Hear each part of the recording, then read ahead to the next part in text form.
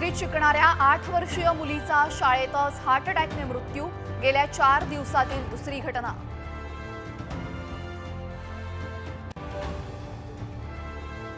राज्यात थंडीचा जोर। नंदुरबारमध्ये 8 अंश सेल्सिअस तापमान, तर संभाजीनगर, परभणी आणि जळगावात पारा 10 अंशांच्या खाली।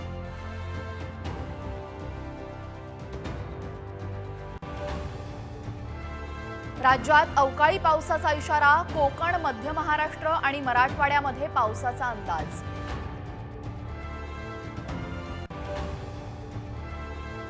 गोकुळच्या म्हैस दूध खरेदी दरामध्ये वाढ। दूध उत्पादकांसाठी खुशखबर। कोल्हापूरसह जिल्ह्याबाहेरील उत्पादकांना फायदा।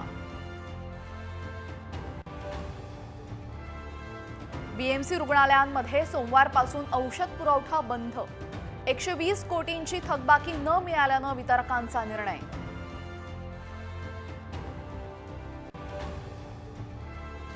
टोरेस घोटाळा प्रकरणामध्ये पोलिसांची सलग तिसऱ्या दिवशी छापेमारी।